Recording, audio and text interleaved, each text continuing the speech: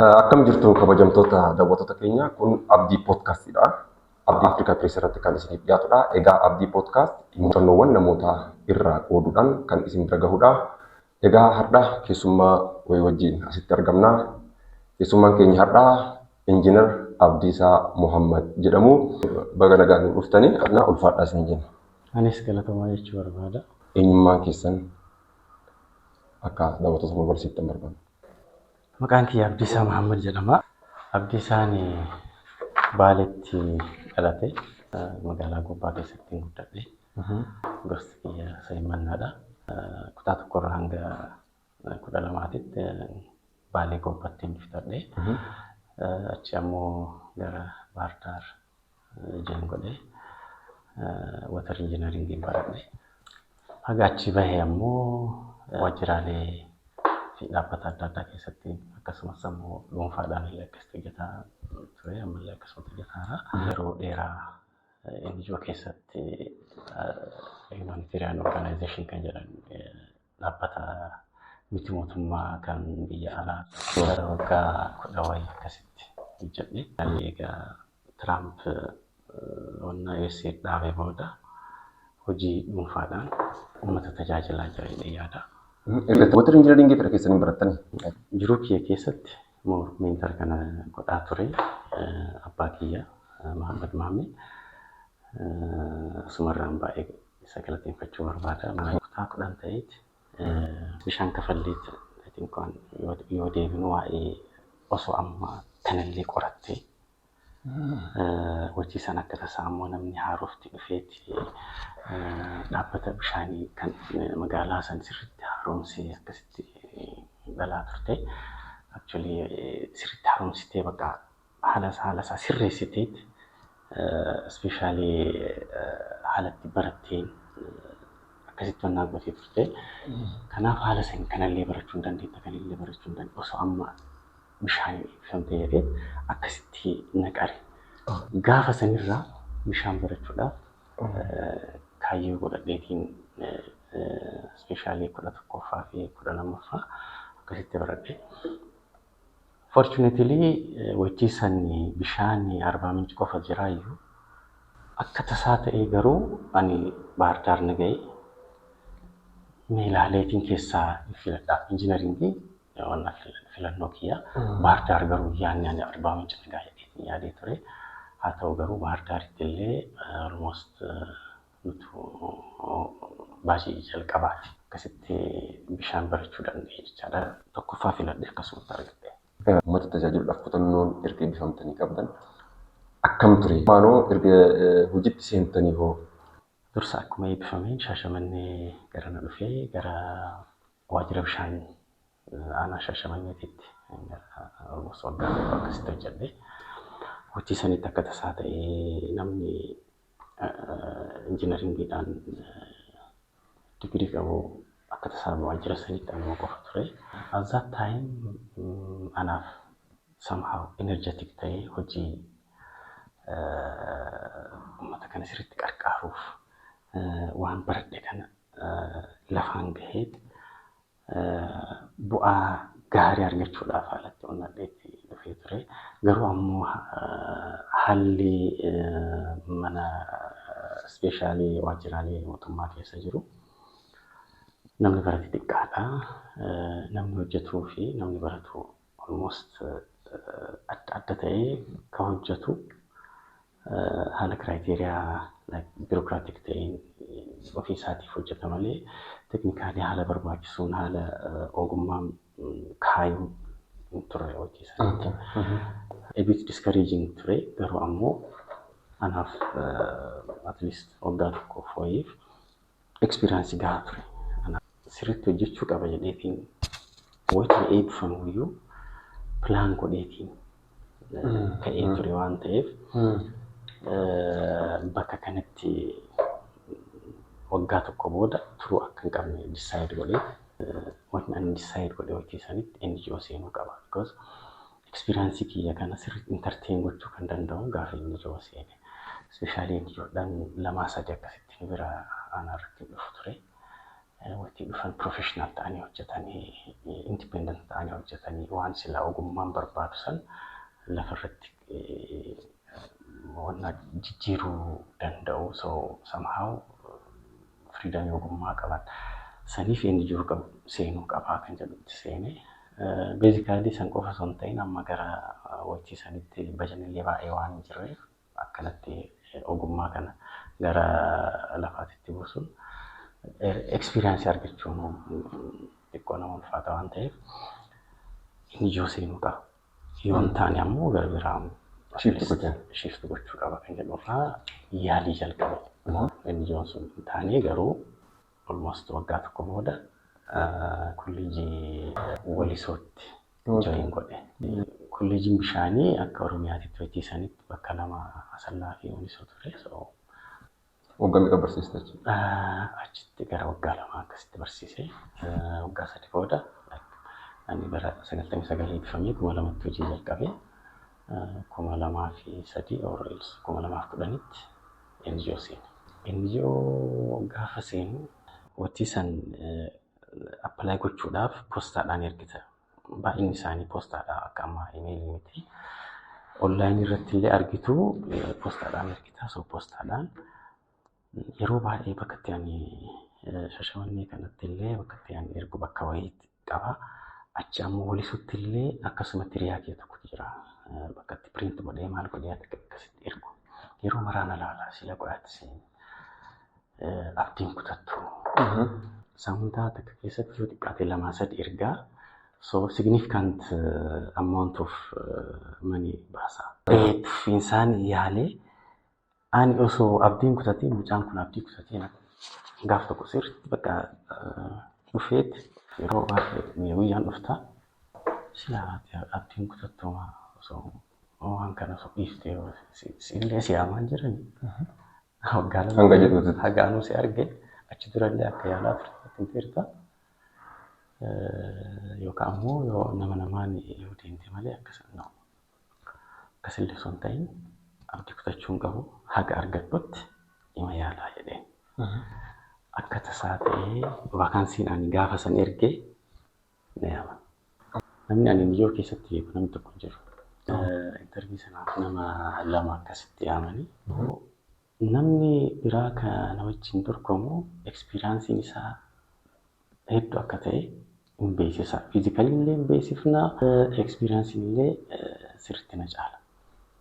Garuu qophaa'inaan anatu caalaan ture. Plus inni namoota hin beeku achi keessatti. Ani namoota hin beeku. Garuu ammoo ani outstandingly isa sirriitti hin caaleeni. Akkasitti carraa NGO seenuu argadhe. Gaafa kutannaa qabdu rabbi illee si bira dhaabata. So maal jechuu barbaada namni yoo baay'ee yaade consistently osoo hin kutatin yoo yaade waan silaa yaade sanii argata.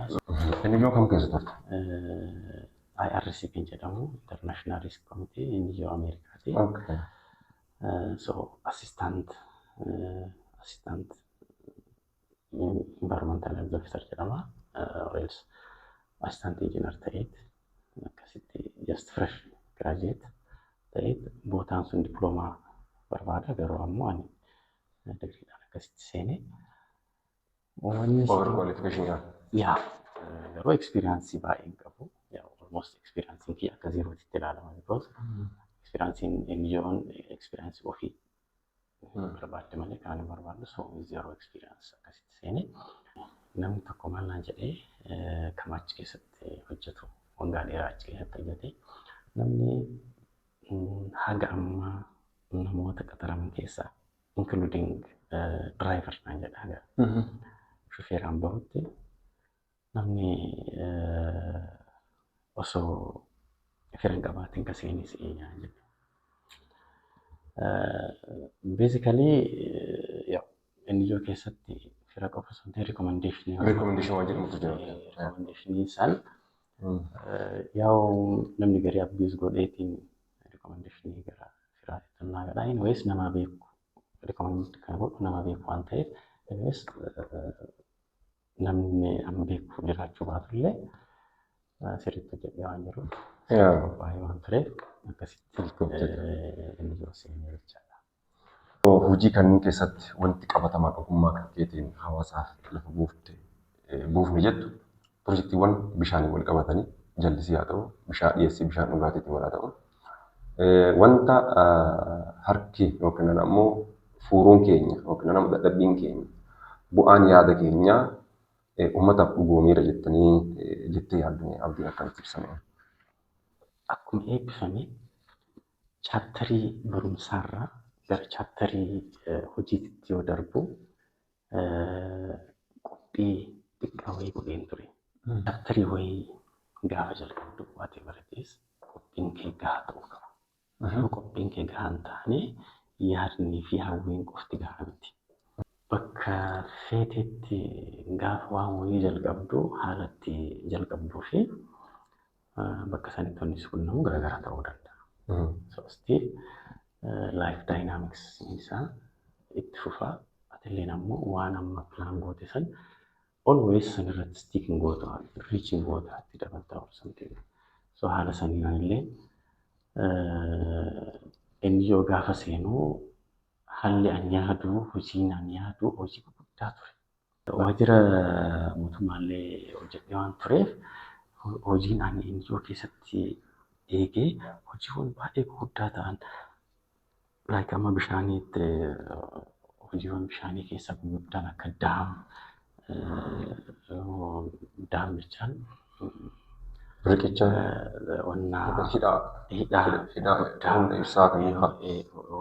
humna ibsaa ta'uu danda'a, jallisiif ta'uu danda'a, hidha guddaa bishaan dhugaatiif ta'uu danda'a.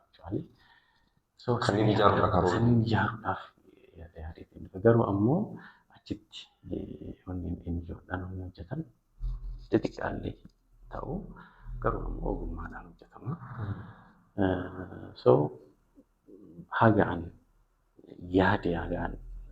guddisee yaade sanillee ta'uu baatu haaluma pirojektiin guddaalee xiqqaalee ta'uu danda'a garuu ammoo ogummaa kee intarteenitti gochuu danda'ee jira. Ispeeshaalii ammoo gara Oromiyaa keessatti bakka baay'ee hojjechuudhaaf wannaanaa kennee ture.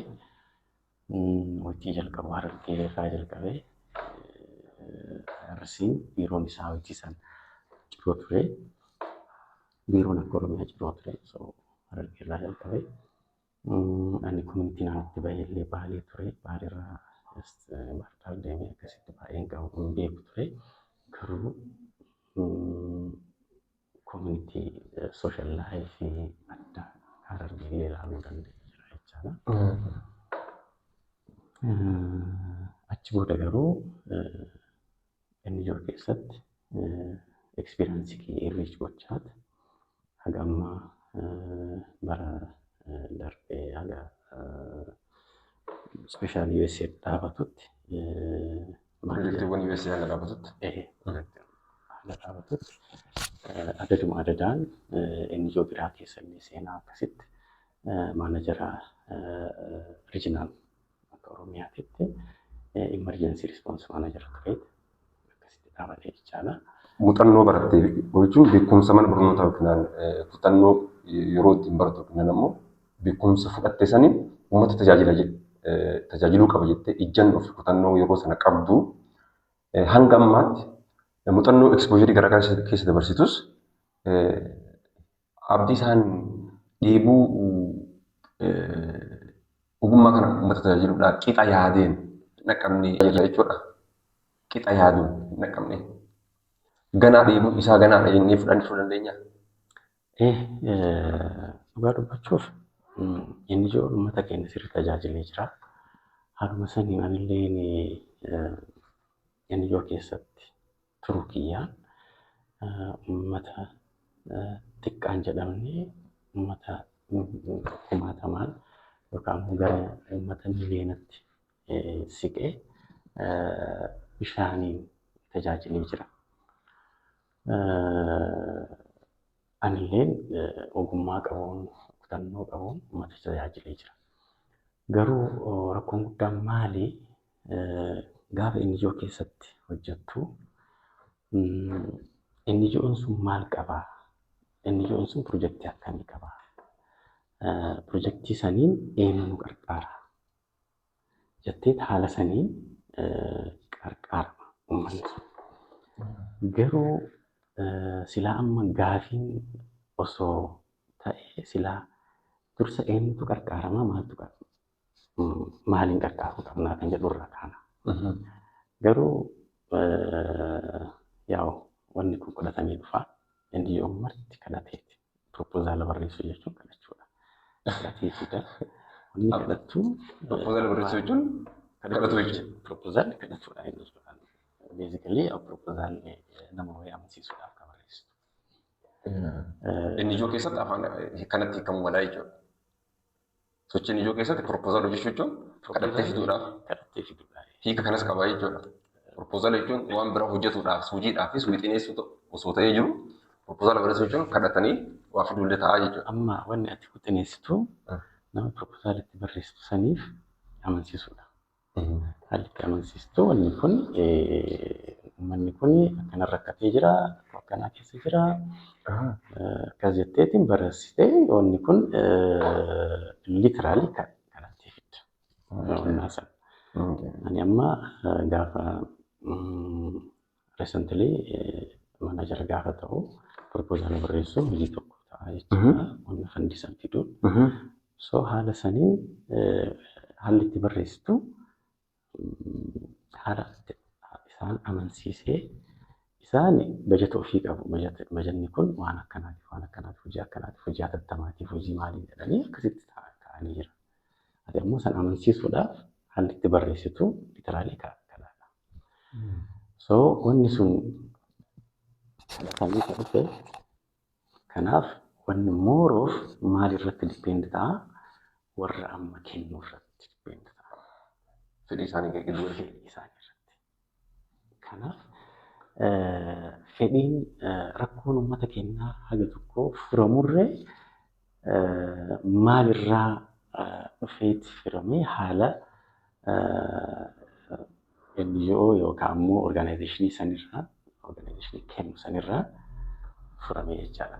Garuu wajjii takka bakka uummanni nyaata barbaadutti bishaan dhiyeessuu dandeettaa yookaan ammoo bakka uummanni jeerkaana barbaadutti bishaan dhiyeessuu dandeettaa. Takka wal jala dhufuunillee jiraachuu danda'a. Bishaan dhiyeessitee uummatni ammoo jeerkaana hin qabu. Waan akkasii sun. Miliqoon fedhiif dhiyeessii jira jechuudha. Bakka silaa baay'ee dheebuun jirutti dhiiftee bakka isaan sin jedhan deemtuu jechuudha. So sanirraa kan ka'e wanni inni jiru kun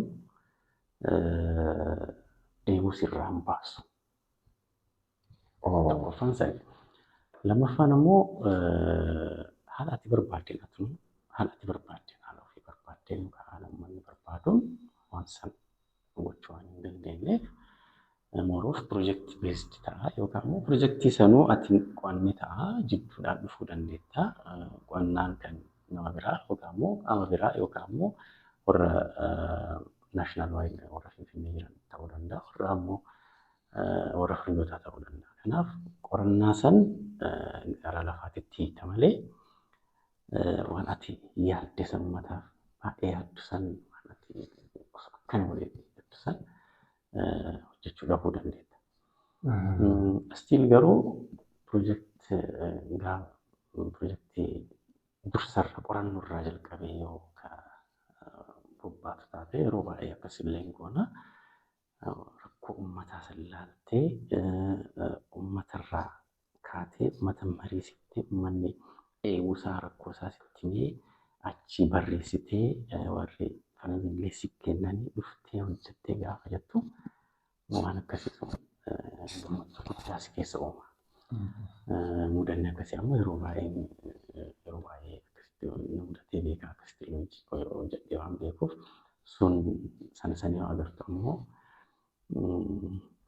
yaa haga tokko uummata kiyya tajaajilee jira jedheetiin akkasitti illee fudhadhaa. Garuu hangi an barbaaduu fi hangi an tajaajilee walitti madaalu. Rakkoon uummata ammallee achuma jira. Keessaayyuu ammoo inni jiruun gaafa hojjettu baay'inaan qarshiin isaan kennan rakkoo uummataa dheebuu yeroo ji'a tokko ji'a lama akkas yeroo xiqqaadhaaf yookaan immoo haala dhaabbiidhaan dheebuu keessa baasu osoo hin ta'in yeroo xiqqoodhaaf dheebuu uummataa akka baasu ta'a pirojektiin isaanii. So ispeeshaalii warri amma qarshiin baay'een kan argamu imerjensii irraa. Imerjensiin kun ammoo waanuma hatattamaa waan dafii gahu waan dheebuu uummataa kutuu hin dandeenye jiru. Kutuu hin dandeenye yookaan immoo dheebuu uummataa waanuma amma haguma ji'a 3-4 haga roobuuf jedhaniif akkas fannaa jedhan. Malee dhaabbiidhaan rakkoo uummataa guutumaan guututti furee bishaan qotee akkasitti baay'ee jiraatu. San yoo argitu stiil wanni hafu baay'eedha. Wanni hojjechuu qabu baay'eedha. Ispeeshaalii yeroo baay'ee maal yaada rakkoon uummanni sitti himatu baay'eedha. Uummanni rakkoowwan gara keetiin jiru gara dhaabbata keetiin jiru baay'ee uummanni ilaalu kan rakkoo ofii ilaala. Rakkoo isaanii kana maddarraa sirriitti gad fageenyaan qorataniit waan dhaabbataa ta'e furuu kana haalatti waan instituushinii akkasii uumee kan uummata gargaaruu danda'u yeroo baay'ee yaada. Kun maalirraa kan ka'eeti sila amma qarshii hamma tokko si kennaniiti waan kana bishaan ittiin qotuu hin danda'amu. Bishaan waan dhaabbataa ittiin hojjechuun hin danda'amu. Wanni ati gochuu qabdu bishaan obaasuudha. Bishaan obaasuu qofa. Qarshiin kun osuma gahuyyuu bishaan qotuullee baasuullee waan hin danda'amneef maal uummata bishaan bootteedhaan kennitaaf uummata san. Kun jechaan uummata san gara wanna godhachuudha. Uummata san gara of eeggattummaatitti Hirkattummaatitti saaxiluudha. So kanneen osoo furii jedhee yeroo baay'ee yaada. Abduun kan kee kanaa jechuudha. Sunillee ta'uu waggoota ammaa 2010 irraa jalqabee hanga ammaatitti hanga bara 2024-2025tti uummata Oromiyaa keessa jiran zooniidhaan baay'ee keessaa warra ammaa gara paastoraalist eeriyaa gara horsiisee bulaatan Listi gootamee maqaa isaa jedhu. Fakkiin Harargee irraa jalqabdee Harargee lamaanuu baay'ee hojjennee jirra. Harargee lamaanuu irratti Baalee irratti Arsii lixaa irratti Arsii irratti Boorana irratti Gujii irratti Shawaa Afranuu irratti akkasitti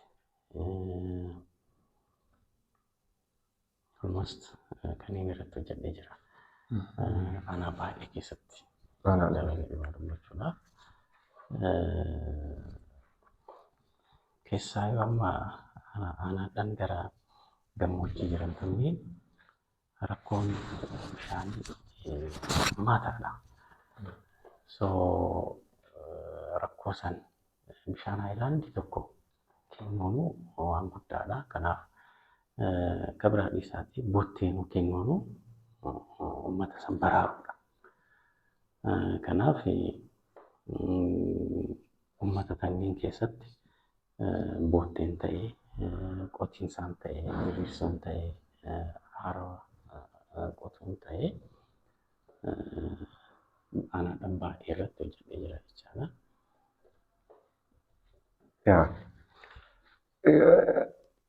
Rakkoon hawaasa harkaa qabu bal'aadha jechuudha ammallee gama dhiyeessii bishaaniitiin. Gama dhiyeessii bishaaniitiin rakkoon hawaasa keenyaa itti qabne jechuu dandeenya.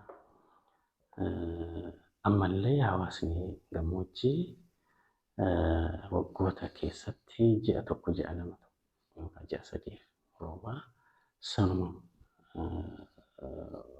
wannaa godhatee birkaadhaan yookaan haroodhaan qabatee ammallee boorama san dhugaa jira. Waa dubbachuuf. So still abdii isaanillee akka nama bishaanii akka ammoo walii galattee Oromiyaa fi Itoophiyaa keessatti uwwisni bishaanii gahaati.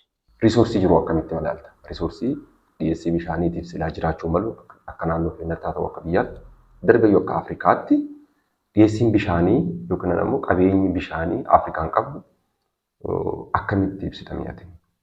Akka Afrikaatti amma waa dubbachuuf currently limited resource jedhamee bishaan kun limited, very limited. Resourcii natural resource keessaa very scarce jedhamee tokkoffaa irratti kan kaa'ame bishaan. So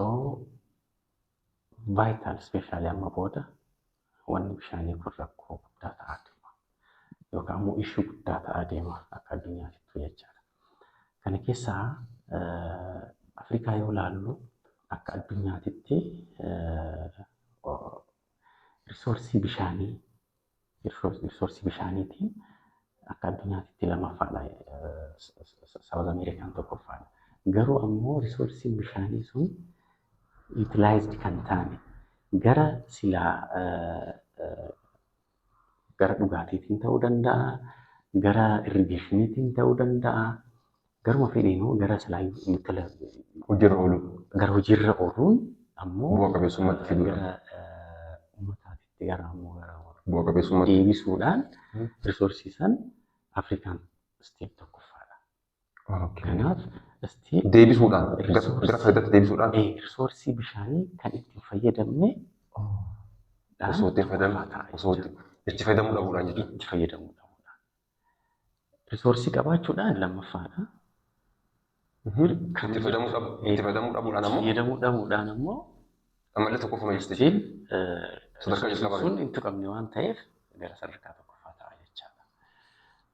Sun kana ta'ee osoo jiru gara biyya keenyaatti yoo dhufnu ammoo akka fresh water qabaachuudhaan biyya keenya sadaffaadha akka Afrikaatti. Keessaayyuu ammoo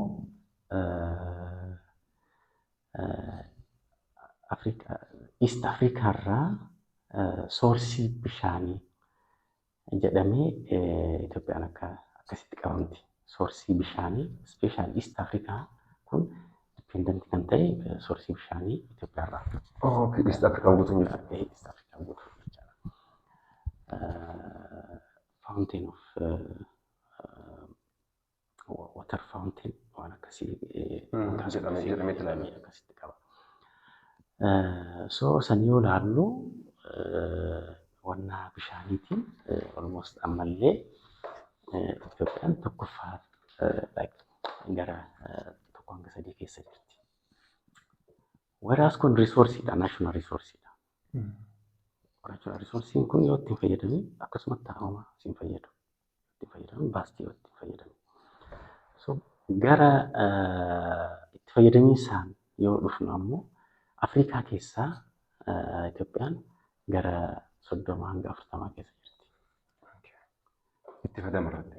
Sadarkaa 30 hanga 30 hanga 40 keessa jirti. Waan akka jettee jirtu. 30 irraa hanga 40 gadi. Wannaa ammoo tokko hanga 3 keessa jirti. Risoorsii ni qabna. Risoorsii qabnu san baasneet itti fayyadamuu hin dandeenye jechaadha. Laggeen ni qabna.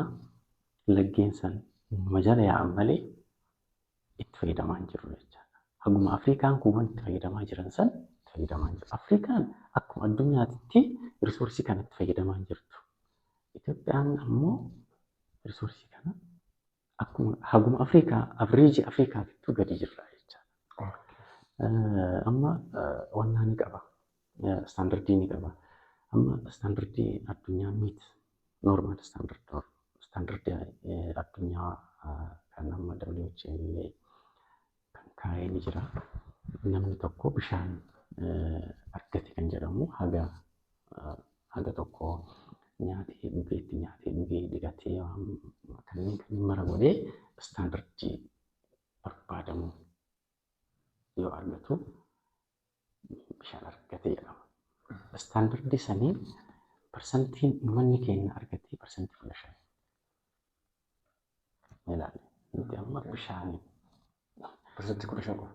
bishaaniin wannaa taanee osoo jirru garuu ammoo kan itti fayyadamu ammoo parsantii 15 jechaadha. Akka waan bishaan keessatti dhiqachuu jechaadha. San keessa ammoo basic need jechuun minimum requirement minimum bishaan kan argatu ammoo parsantii 50 hanga 60. Uummanni keenya parsantii 50 dhiibuu keessa jira jechaadha. Ajaa'iba. So bakka uummanni parsantii 50 dhiibuu keessa jirutti ani hojii baay'ee hojjedheera jechuu hin danda'u. Ani akka kiyyaa kanuma tokko signifikantly bakka hojii deddeemee hojjedhullee garuu uummanni keenya hanga barbaadamutti haala barbaadamu istaandardii barbaadamu parsantiin 15 jechaan even warri magaalaa keessa jiru iyyuu sirriitti bishaan argataa hin jiru jechaadha. Kun ammoo haala adda addaarraa jechuun wanni kun tokkoffaa infraastiraakcharii bishaanii baay'ee hin qabnu lammaffaa immoo itti fayyadamni keenya infraastiraakcharii san itti fayyadamni keenya haala tursiifnee itti fayyadamuu danda'u. Pirojektoonni keenya hanga silaa barbaadamutti hanga tajaajila argatanitti turuu dhabuu jalqabamanii hafuu haala adda addaa bajataan ta'uu danda'a waan adda addaatiin dhabiinsaan yookiis bakka san uwwisni gahuu dadhabuudhaan uummanni keenyas bishaan hin arganne jechaadha. Amma muuxannoo kan keerraa yookaan ekspoojeri amma qabdu kanarraa wanti hawaasni abdatuu qabu maali? Amma uummanni kun fakkeenyaaf godina Baalee keessatti yeroo baay'ee hanqina bishaaniitiif hanga miidiyaa sooshaal miidiyaa tiiktook kanarratti bal'inaan ajandaa ta'ee even haalli itti pirojektiin sunniin hojiirra ooluudhaaf deeggarsa hawaasa dheebuu bishaanii keessa jiru dhaqqabuudhaaf godhamu keessatti konfliktiin garaagaraa fedhii bu'aa walitti bu'iitiin garaagaraa tures jira waan ta'eef isa kanniinis attamitti jabdaa abdiin hawaasni kun qabaatu qabu maali? Keessaayyuu amma wanti kun gama tokkoon hanqina ogeeyyii biyya kana keessa jiraachuu mala jedheetillee shakka. Hanqina ogeeyyiitiin alas xiyyeeffannoon addaa akka mootummaatti wanti kennamu jiraatus ijaarsi pirojektii kanaa kaapitaala guddaa kan gaafatu ta'uu irraa ka'uus mala waan ta'eef abdiin jiru maali? Ummatumaan waan kana irri ummataa otiin fedha ummataatiin kaayyoo ummataa qofaan milkeessuun hin danda'amu. Isa kanarratti maal jettanii? Abdiin guddaan waan kana wanni kun natural resource waan ta'eef waan uumamaati. Waan san ni qabna. Waan uumamaa san ni qabna. Wanni nuti dhabne waan nam-tolchee ta'ee fi waan koomitimentiin wal qabatu waa'ee biirokiraasiidhaan wal qabatu waa'ee kutannoodhaan wal qabatu tanniin tunaaf. So namni marti waan irraa eeggamu amma rakkoon guddaan bishaan hojjetamuu dhabuu illee qofa miti. Bishaan bakki hojjetame kan xiqqaan jedhaniin garuu ammoo jalqabamee bakka silaa uummata tajaajiluu qabutti osoo hin gahin kaafee baay'eedha. Tokko san. Lammaffaan bakki silaa jalqabameet bishaan tajaajiluu jalqabeet haala qabiinsa gaarii hin taane kan bade baay'eedha. Especially maal jedhamaa non-functionality rate jedhama. Reetiin kun maali? Duratti uwwisa bishaanii agarre. Kun ammoo non-functionality ratein keenya baay'eedha guddaadha. Kun jechaan bishaan sun hojjetamee jira garuu ammoo tajaajila kennuu jalqabee badee jira yookaan ammoo wanti xiqqaadhaan illee dhaabbachuu danda'a. Kanaaf waan san kunuunsanii qabachuu dadhabuu irraallee rakkoon sun ni uumama. Rakkoon baay'inaan jiru ammoo rakkoo nam-tolcheedha jechaadha. Kanaaf ammoo namni marti qabeenya ofii tokkoffaa beekuu baruu qaba. Qabeenya ofii yoo hin bariin, qabeenya ofii yoo hin beekin kunuunsuu hin danda'u. Lammaffaa ammoo waan harkaa qabu kunuunsuu danda'uu qaba. Haga danda'e sirriitti kunuunsee ofitti qabachuu qaba. Fakkeenyaaf NGO'n faranjoonni alaa dhufanii nu hojjetan. Egaa isaan nu hojjetan nuti kunuunsuu dadhabuu qabu. Fakkeenyaaf NGO'n bishaan irratti qarshii baay'ee baasa. Garuu ammoo gaafa lafarratti arginu hanga baafame san uummanni deemuu baatu jiru. Rakkoon sun rakkoon ispeesifikaalii maalii kan jedhu xiqqoo wannaa gaafachuu danda'a. Garuu ammoo jeneraalii uummanni sila hanga argachuu qabu hin arganne. Hanga dheebuu irraa bahu qabu hin baane. Kanaaf uummanni illee kana keessatti shoora qabaata. Akka ogeessi illee shoora qabaata. Mootummaan illee shoora sirriitti qabaata. Mara caalaa ammoo namni waan harkaa qabu marti isaa bakka jirutti yoo kunuunsee yoo waan hojjetu irratti yoo dhimmanee hojjate wanni kun at least nama tokko nama lama nama kudhan nama dhibbuma bishaan obaasuu danda'a jechuudha. Waan ofii yoo kunuunsee gara ijoolleetti yoo dabarse nama tokko dabalee jechaadha. Nama bishaan wajjin bishaanii keessa jiru nama waan bishaanii wal qabatu jiru kun kunuunsa san irratti waan tokko wannaa godhee yoo darbee inni sun bu'aa fidii jechaadha. Ispeeshaalii ogeessonni ammoo yoo hojjetamu har'aaf qofa osoo hin ta'in ogeessi kontiraaktaraa illee ta'uu danda'a. Warra kilaant mootummaa keessa illee ta'uu danda'a. Warra konsaltaantii illee ta'uu danda'a. Warra karaa fe'eenuu hojii kana galmaan osoo hin gahin akka hin dhaabbanne gochuu irratti shoora guddaa ni qabaanna jechaadha. Because amma bishaan konistiraakshiniidhaan adda addaarraa adda kan isa taasisu maali? Fakkeenyaaf ati amma karaa kana hanga tokko fakkeenyaaf hanga tokko yoo irraa haala kamiinuu yoo irraa hanqisan bajanni illee hanqatee ta'uu danda'a. Haaluma adda addaatiin illee yoo irraa hanqate stiil makiinaan itti deemuu danda'a. Garuu bishaan yoo parsantiin takka illee duwwaa tuqaa tokko illee yoo irraa hanqatte maal ta'a bishaan sun bakka san hin gahu. Wanni ati hojjette sun mul'achuu danda'a malee bishaan sun bakka san hin gahu. Bishaan innosentidha jechuun manipulating gootu. Kanaaf yoo wanni wayii irraa hanqatee jennaan guutumaan guutuutti hin dhufu. Kanaaf haala hojimaata itti dhiyeenya manaajimentii furdisii gaafata. Hojimaata adda addaatiin yoo wanni irraa hanqatee yoo jiraate bishaan sun gimmaashi isaan dhufu. Manni fakkeenyaaf osoo qalamaan dibamin yookaan ammoo finishingiin osoo hin dhumatiin seenuu hin dandeetta. Garuu ammoo kan bishaanii kun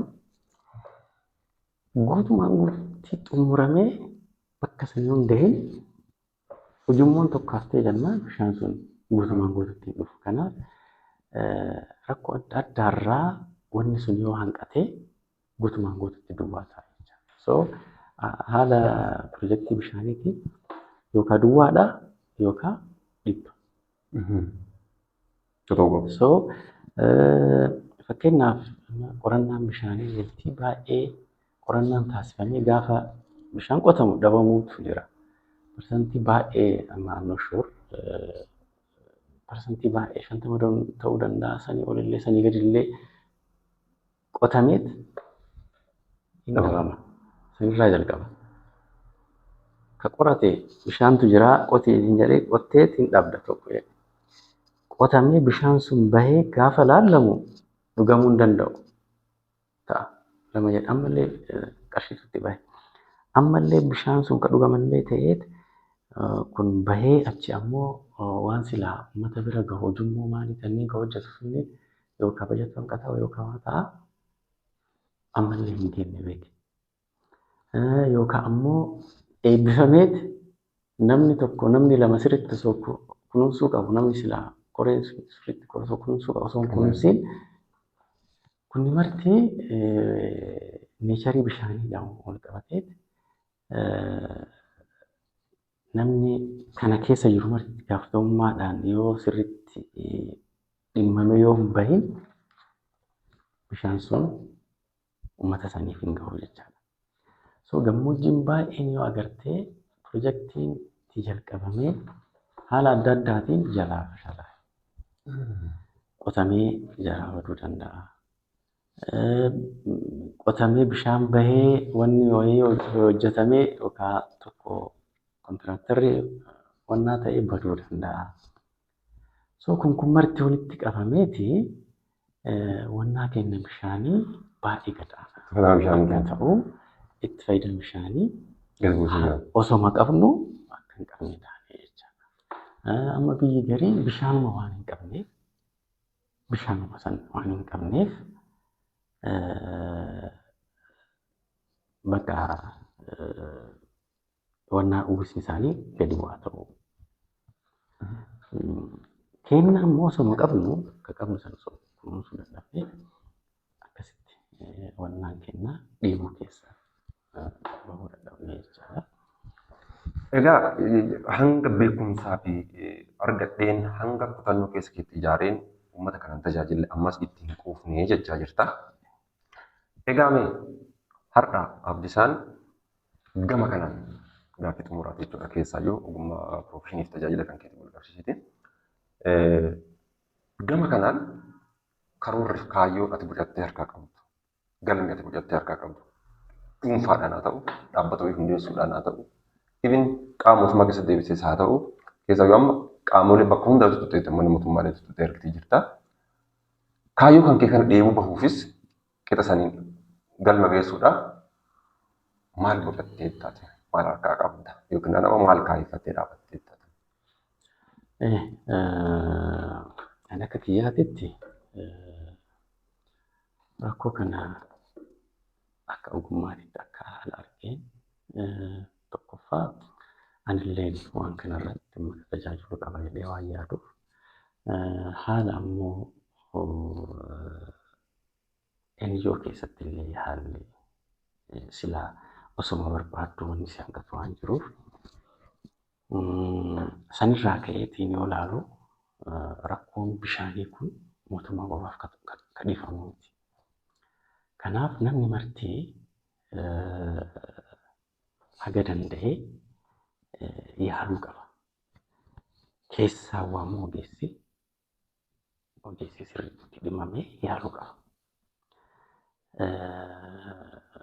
Ogeessi kenna ogummaa isaa turuuli gara hojiitti jijjiiree wanni bishaanii kun rabbi biratti illee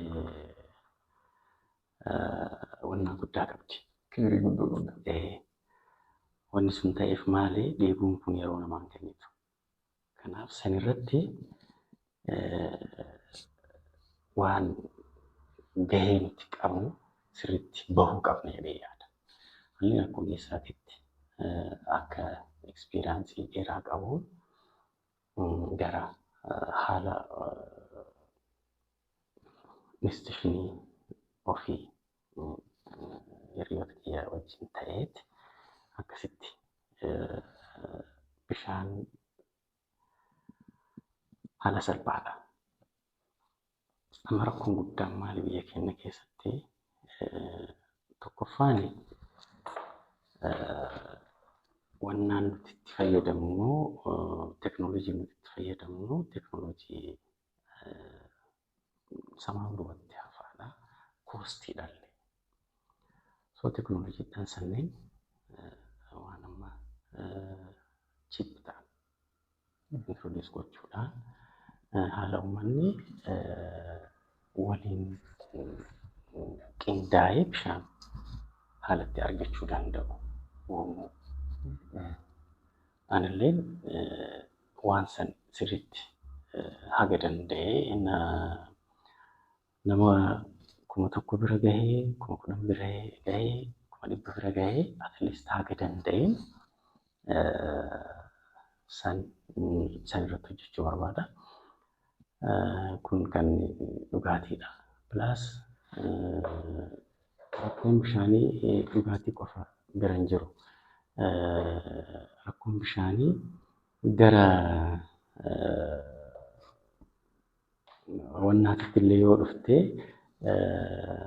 uummanni keenya gara qotee bulaa bishaan amma roobni haala adda addaatiin yookaan duuba deebi'aa yookaan immoo hanqataa jira yookaan immoo dafee silaa bakka yeroo yaadamutti godhamaa jiru. Saniifillee ammoo bishaan baasuun uummata kana eeggattummaa roobaarraa haga tokko baasuun barbaachisaadha. Kanaaf san irratti hojjechuun barbaachisaadha. So san irrattillee somehow xiyyeeffadhee at least impactii inni ijoo keessa jiru dhaabbata ofiitiin illee gatii isaa bu'aadha. Fakkeenyaaf bishaan roobaa kuusanii tajaajiloota adda addaatiif maashinoota salphaadhaan yookiin maashinoota gubbanatti qotanii baasuu caalaa bishaan roobaatiin tajaajilamuun qonnaafis haa ta'u tajaajila birootiif tarii darbeetu biyyoonni guutuudhaan gara bishaan dhugaatiitti jijjiiruu hin jira bishaan xuraa'aa iyyuu jechuudha. Biyya keenya keessatti wanta kana introduce gochuu hin danda'amu. Biyya keenya keessatti akka tasaa ta'ee Rabbiin waan baay'ee nu badhaase. Nuti ilaaluu hin dandeenye, nuti itti fayyadamuu hin dandeenye malee tokkoffaa roobni roobaa jiru gahaadha. Gahaadha yoo jedhu yoo sirriitti itti fayyadamne kuusneet yookaan immoo haala adda yoo itti fayyadamne gahaadha. Garuu ammoo kama gubbaadhaa gadi buutu kan san qofa yoo eegne nu jalaa hanqatuu danda'a. Because tunni populationiin wannaa ta'aa jira. Niitiin uummata guddaadha. Sanuma qofa yoo eegne amma immoo environmental wannaadhaan roobni hanqataa jira. Gammoojjummaan babal'ataa jira. So kanarraa roobni akka duraanii sirriitti yeroo isaa eeggatee roobuu dhabuu danda'a. Hammi roobullee xiqqaachuu danda'a. Kanaaf karabbii qofa osoo hin ta'in nullee nama dandeenye irratti waa dabaluu qabna.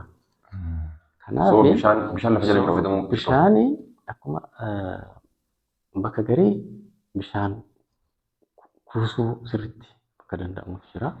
Bakka garii ammoo qotuu bakka danda'amuuf jira. Bakka garii ammoo uummanni keenya laga baay'ee osoo qabu bakka dheebuutu jira. So haaluma qabatamaa bakka saniitiin bishaan sanii yoo gara hojiitti bishaan dhugaatiif ta'e jallisiillee yoo itti fayyadamne rakkoo keessaa baana jedheetiin yaada. Because amma haalli qabatamaa addunyaa dayinaamikalii jijjiiramaa jira. So nutillee akka uummataatitti jijjiiramuu qabna jedhee jira. Maaliif tokkoffaa biyyi kun teknoolojii xixiqqaa oreels haala salphaadhaan teknoolojii kana ammayyeessaatti waan silaa barbaadan argataa jiru. Fakkeenyaaf Israa'el yoo fudhattee rooba guyyoota muraasa roobu saniin firuutii adda addaa oomishuu danda'aniira. Israa'el. Gibsi yoo fudhattee bishaan nurraa deemu saniin tokkoffaa kabareejiin isaanii nuuni walitti dhufu. bishaan gurguru, bishaanuma san gurguru, bishaan saniin biyya asii deemu saniin fuduraa fi muduraa adda addaa ittiin fayyadamu ibsaan akkas. So waan kana mara hojjetaniiti by the way. Wanni even if isaan wanni sun favorable waan godheen illee fakkaatu hojjetaniiti. Still biyyeen sun ammallee hin jira. Biyyeen asii deemee achitti burtukaanaa fi maalitanii oomishu asii deemee achitti oomishu sun asillee osoo qabame takkaawuu ammoo obboleessi isaallee achuma jira. Ittiin oomishuu dandeenye ittiin oomishne. Still nutillee still hin jenne hin faarfanne malee ittiin hojjechuun jalqabne still. Amma jalqabne the first thing amma wannaa amma hin abbaay waan guddaadha. Garuu ammoo sun elektiriikaaf qofa. Uummata keenya elektiriikii qofa malee uummata keenya nyaachisuu akkasittiin hin jalqabne. Ni eegama jechuudha. Maaliif guddaan kasilaa irraa fayyadamuu qabnu bishaan san qabannee ittiin guutumaan guutuu fayyadamuudha. Bishaan san guddaa sanillee qabachuu baannu kaawwan xixiqqaa akka itti seenan sanii qabannee itti fayyadamuu danda'u. Kun amma necessarily pirojektii gurguddaa mootummaan yaadu kan jirullee baay'eedha. Qofa osoo hin ta'in nuti bakka jirrutti uummanni keenya laga baay'ee ce'ee gabaa deema. Lagni sun haala xiqqaadhaan ittiin fayyadamuu danda'a. Harkaan qotuu yaabee haga bishaan rooba dhabee haga rakkatu san caalaan rakkatu qotuu irratti. Harkuma ofiitiin qotanii baasu. Harkuma ofiitiin. So waan qabnu dursa waan qabnu hubannee haala qabatama aanaa ta'uu danda'a, haala qabatamaa ganda ta'uu danda'a, haala qabatamaa qe'ee keenyaa ta'uu danda'a ilaallee haala qabatama sanii maal gochuu qaba. Yoo ani ijoollee qotee bulaa ta'e abbaan kiyyaa hagana hektaara tokko ta'e gammaasha ta'e san hagana naan gahe so akkamitti ammayyeessuu danda'a kan jedhu namni marsiitti yaaduu qaba. Yoo qotee bulaa ta'e wanni kun rakkoon guddaan bishaan san wanna amma teknooloojiin amma ammayyaa harka keessa galee jira. So kabiraadhiis maqaa keetiin lafa keetiin waan kana maal haa godhu jettee osoo dhaabatte sitti miti mobaayilii keetu. Hagas deemnee waan dandeenyu akkana godhii qotisiin jechuu dandeetti. Akkasitti. Gaayidaansii argachuun danda'ama jechuudha. Hagas of qopheessineet haala qabatama ofii, qabatama naannoo, qabatama qe'ee ofii, qabatama biyyaallee akkasitti jijjiiruu hin dandeenya. Anis akka ogeessaatitti sila amma namoonni baay'een ispeeshaalii kompeeriyoo godhan warree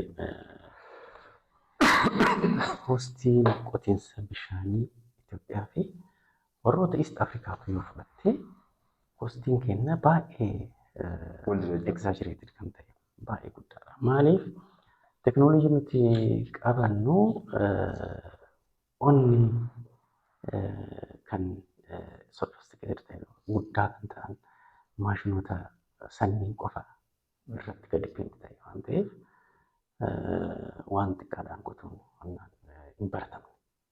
So gammoojjii bishaan baay'ee fagoo ta'etti sun dirqama ta'a. Bakka dirqama hin taanetti ammoo teknoolojii adda addaa namni ofiidhaan Mee tilmaama keetiin qe'eewwan harkaan qotanii dhaqqabuu hin danda'amu salphatti dhaqqabuu danda'amu naannoowwan Oromiyaa kanneen bakka hedduutu hojjettee jirta. Mee isteet gochuu dandeessaa? Maaliif qonnaan bulaan yoo beekanii kaka'umsa horata waan ta'eef jechuudha. sirri. Amma fakkeenyaaf ispeeshaalee kanarratti uummanni Harargee qonna gaarii qaba. Yaa'u cimaadhaaf fayyadamallee haa ta'u garuu ammoo sirriitti hin qota. Qoteet baaseet maasaa fi meetira Kuduraaf muduraa garaagaraatti.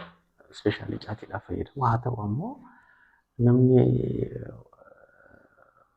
baalillee qoteet wanna ittiin qotuu danda'a. Oomishuu danda'a. Kan Arsiillee kan Shawaallee akkasitti qe'ee ofiititti haala harkumaanillee san qofa osoo hin ta'in maashina xixiqqaanillee qotee qochisiiseet oomisha isaa daran ammayyeessuu danda'a. So kunis tajaajila gorsaa barbaadan waan ta'eef isin kana kennuudhaaf hagam qophiidha akka dhaabbataatti yookiin nama akka dhuunfaatti haa ta'u qonnaan bultoota deeggarsa isinirraa barbaadanii deeggarsa godhuudhaaf tajaajila gorsaa kennuu irratti ati hagam keessi kee kutannoo qabaa? Mee kanarratti waan hojjettee qabdaa? Waan hojjetaa jirtu dhiiraa? Amma booda ispeeshaalii haala rakkoo kana haga danda'e furuu qaba jedheetiin kutannoodhaan jalqabee jira. Yaa waan akkanaa yoo jalqabdu karaa adda addaatiin sirriitti xiinxaltee risoorsii barbaachisu illee gootiitti deemuu qabda. Haa ta'u garuu ammoo kun sirriitti ifa bahee uummanni illee opshinii san illee itti yaadee waan godhuu qabu waan ta'eef anillee sanirratti hagam infaaktii gochuu danda'a kan jedhu waan laallu ta'a garuu ammoo jalqabee jira. Hanga tokko maashina xixiqqaadhaan qotuu pilaas ammoo haala ammoo harkaan illee amma Finfinnee keessatti maashina xixiqqaadhaan qotuun kun baay'ee baramaa jira. Hospitaalaaf hoteelaaf akkasitti jalqabamee jira. Kanarratti poolisiin illee ni jira. Poolisiin maali bishaan dhugaatii kana bishaan yoo baastu hayyama. Poolisiin ni jira. Poolisiin kun somehow amma ilaalamaa jira jedhee yaada. Haa ta'u garuu sanii gaditti haalatti waan kana salphisuu danda'amuun anillee sanirratti hojjedha jedhee jalqabe. Akkasitti guddaallee ta'uu baatu haga danda'e tajaajila kiyya inni jiru gara dhuunfaatti fidee uummata xiqqaallee ta'u haga tokko san barsiisee uummanni ammoo tokkorraa tokko ilaalaa akkasitti haalatti babal'isee hojjetuu danda'u inni uuma jedhee yaada. Anyways jalqabee jira.